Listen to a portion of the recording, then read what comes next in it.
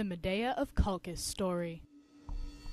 Medea of Colchis was a happy wife and mother of 2 in Corinth.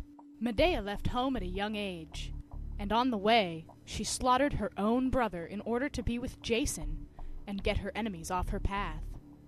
Some may say that this was a bad omen from the start, but surprisingly, Jason and Medea had 2 children in Corinth and had a seemingly happy relationship.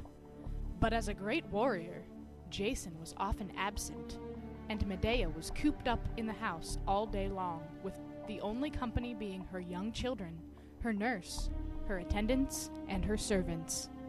Soon, Jason became more worldly and interested in his own personal gain. I was a servant for the happy couple for many years. Miss Medea and I had a very close relationship. After about 10 years, Jason wasn't coming around as much anymore. Sure was taking a toll on Miss Medea. Turns out he found himself a pretty little princess.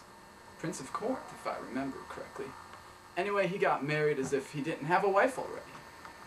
It seemed Jason had other intentions than raising his humble family. Not only was he leaving his wife, but he was leaving his children as well. His desire to become king crushed his love for his family. What do you mean you want to be king? What do you want me to do? I don't want those kids. I'm cooped up in this house all day long, and you're out with that floozy! Soon, people started noticing an extreme personality change in Medea. She became unstable, anxious, and began to fall into a deep psychosis. At this point, she began to attempt to confide in the nurse. She seemed to have lost all touch with reality. She never ate and refused to get out of bed. She scared her children half to death most of the time. Or, I guess it would be all the way to death. Her children were not even safe with her. The sight of them put her into a rage. Worse yet, there was a rumor circulating that Medea was to be banished with her children from Corinth. This caused her to scream hysterical threats against her children, her husband, and the entire household. She began talking about punishing her children for Jason's sin. But the women tried to explain that men can be heartless all the time, but it was no use. The neighbors commented that you could hear Medea's screams to the goddesses Themis and Artemis to give her permission to kill the other woman. She felt that she, without a doubt, had the right, because Jason broke an oath, and an oath is not to be taken lightly. That group of Corinthian women almost helped her. They had been pleading with her for days, telling her that Themis was always there for her. She calmed down. We thought she was cured.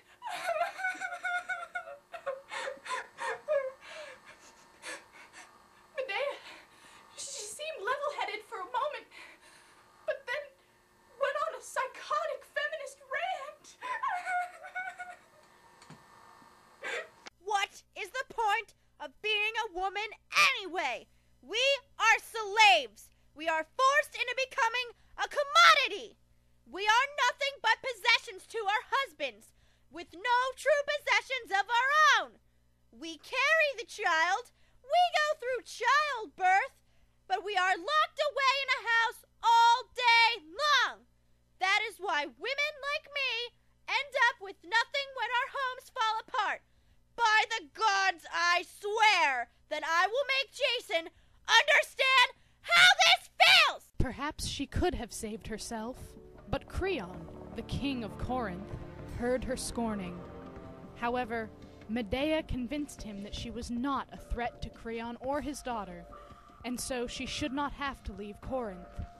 Creon foolishly agreed, and he gave her 1 extra day in Corinth. But her dangerous obsession only intensified. She was still determined to destroy Jason. In fact, she wanted to murder his new wife and his new father-in-law. Even after she said that she was not a threat to him. She kept saying things like, I want to kill the father and daughter. Eventually, she decided that she wanted to poison them. Medea continued on another religious rant, praying to the goddess Hecate for assistance in this unholy deed.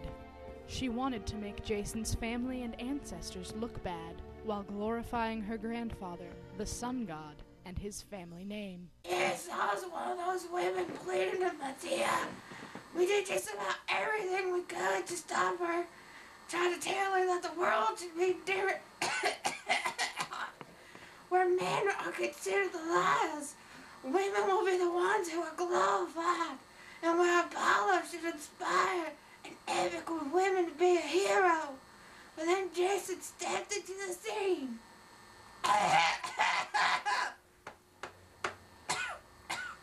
Do you have a light? Jason had heard yells and scorns, and he was extremely calm with her. In spite of Medea's yelling and insisting that he had ruined her life, he always seemed to have a logical response, discounting anything she said. He just kept pushing and pushing, and she was about to break.